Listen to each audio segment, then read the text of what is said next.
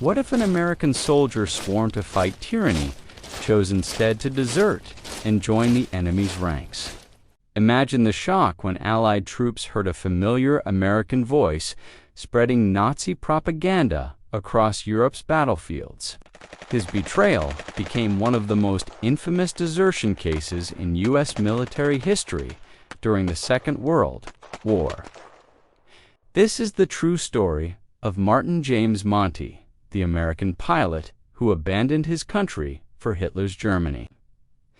Stay with us until the end, as his journey leads from desertion to propaganda to a treason conviction in court. Martin James Monti was born in St. Louis, Missouri in 1921, raised in a devout Catholic middle-class family.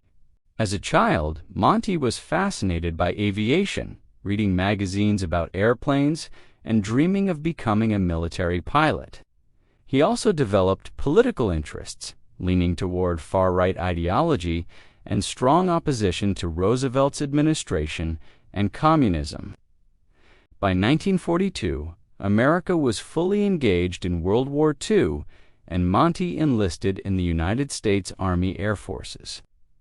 He trained as a pilot, assigned to fly reconnaissance missions, proud in appearance yet conflicted in political loyalty. While serving in India, Monti frequently complained about America's alliance with the Soviet Union against Nazi Germany. He viewed communism as a greater threat to Western civilization than Nazism, sharing his opinions openly among fellow soldiers. Monti grew increasingly resentful, claiming President Roosevelt was betraying America by aligning with Joseph Stalin's regime. His outspoken views made him a controversial figure among comrades who questioned his loyalty but dismissed him as eccentric. By 1944, his frustration reached a breaking point as he sought opportunities to act upon his beliefs. In October 1944, Monti found an unattended F-5E reconnaissance plane, a variant of the P-38 Lightning fighter aircraft. Seizing the opportunity, he climbed into the cockpit, started the engines, and prepared for an unauthorized flight. Without informing his unit, Monti taxied down the runway and lifted into the sky, heading toward German-held territory. His absence was quickly noticed, and reports of a missing aircraft sparked confusion within the U.S. command. Fellow soldiers speculated whether Monti had been captured, crashed, or committed deliberate desertion. Monti landed his aircraft in Milan, where German forces captured him shortly after he touched down. Initially, the Germans suspected Monti of being an Allied spy sent to infiltrate their defenses. He was interrogated repeatedly, questioned about his motives, and held under suspicion for several days. Monti convinced them he despised Roosevelt, hated communism, and wanted to support Germany's struggle against the Soviet Union. German officers gradually accepted his claims and spared him from execution or imprisonment. Monti was transferred to Berlin, where Nazi officials explored how his American identity could be exploited for propaganda. He was placed under supervision, restricted in movement, but allowed to assist in propaganda activities. Nazi propagandists assigned Monti to participate in radio broadcasts targeting American soldiers. These broadcasts aimed to demoralize Allied troops, portraying Roosevelt as a communist sympathizer betraying the American people. Monti Reed prepared scripts into microphones, his American accent intended to lend credibility to German psychological warfare. Recordings were broadcast across Europe, intercepted by Allied soldiers in trenches, barracks, and forward positions.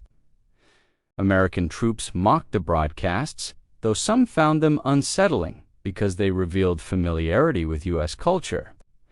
Monti also appeared in German propaganda leaflets distributed near Allied lines. His image, printed beside Nazi slogans, attempted to persuade Americans that their government was leading them astray. The propaganda effort had limited success, but Monti's participation was undeniable and recorded by Allied intelligence. While in Berlin, Monti lived under the constant watch of German officers, considered useful but never fully trusted. He lodged in modest quarters, received food rations, and remained confined to controlled areas. Letters he wrote expressed pride in his decision, boasting of aiding Germany's cause against communism. Nazi supervisors provided him with scripts, ensuring he avoided improvisation that could undermine propaganda effectiveness. He complied, continuing his role until Germany's collapse rendered the broadcasts increasingly irrelevant. By early 1945, Allied bombing raids devastated Berlin, forcing propaganda operations into makeshift studios and underground shelters. Monti's opportunities diminished as German resources dwindled and morale collapsed. His broadcasts continued sporadically, but audiences shrank as defeat loomed over the Reich. In April 1945, as Soviet forces closed in, Monti attempted to abandon his role and disguise himself as a POW. He discarded evidence of collaboration, hoping to blend among captured Allied prisoners once Germany surrendered. In May 1945, Monti surrendered to American forces in Germany, presenting himself as an escaped prisoner. His story quickly unraveled when Allied investigators discovered documents and recordings proving his Nazi collaboration. He was interrogated repeatedly, denying deliberate betrayal, but unable to explain incriminating evidence. Witnesses confirmed his presence at Nazi radio studios, strengthening the case against him. His explanations failed to convince authorities, who considered his actions treasonous. In 1946, Monti was court-martialed by the U.S. Army on charges of desertion. He was convicted and sentenced to 15 years in prison. Monti served time in military custody, separated from other prisoners due to the notoriety of his case.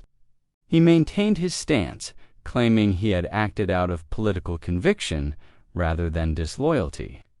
His appeals failed, and he remained incarcerated.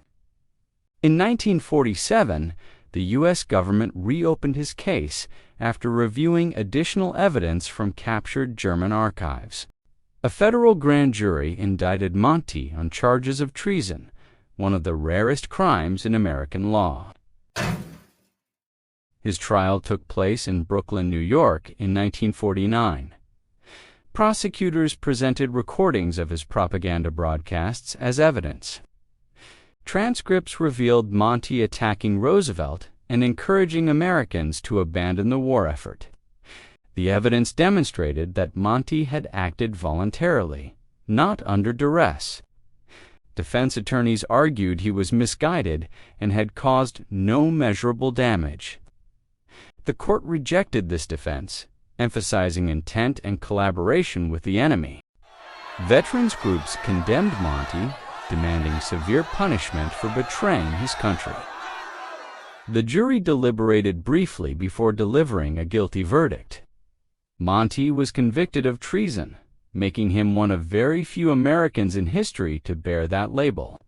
The court sentenced him to 25 years in federal prison. With the verdict delivered, Monti's career as a soldier ended in disgrace, his name synonymous with desertion and betrayal.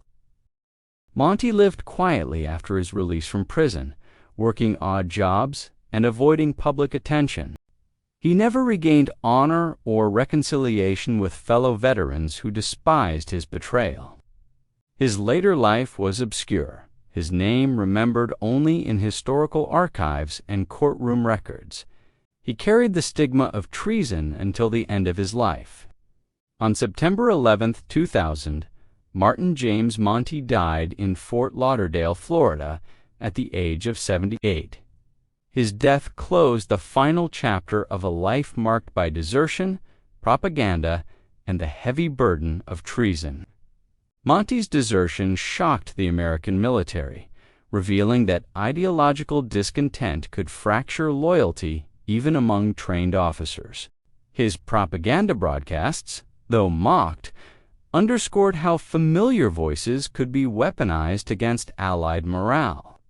Families back home read headlines with disbelief, struggling with the idea of a U.S. pilot aiding Nazi propaganda. The U.S. Army tightened monitoring of troop morale, recognizing the psychological dimensions of loyalty in prolonged conflict. His trial demonstrated that desertion and treason would be prosecuted relentlessly, regardless of motive or claimed ideology. Politicians cited his case as justification for stronger loyalty oaths during the early Cold War.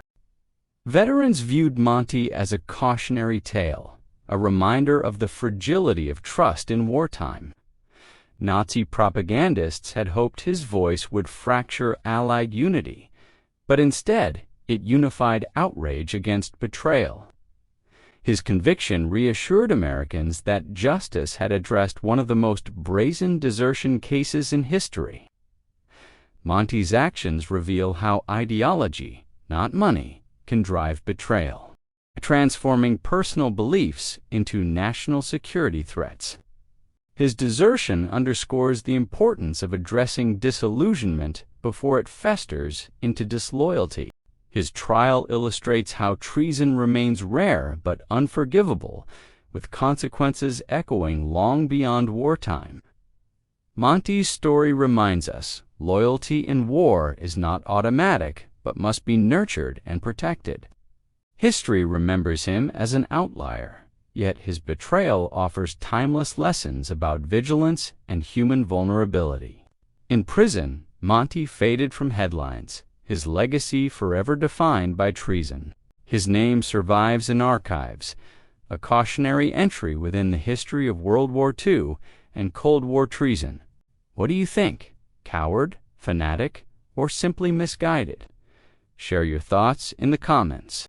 Subscribe to the Judas Files for more betrayals revealed, where history's darkest treasons are brought to light. Join us next time as we uncover another figure who abandoned loyalty, proving betrayal remains humanity's most dangerous weapon.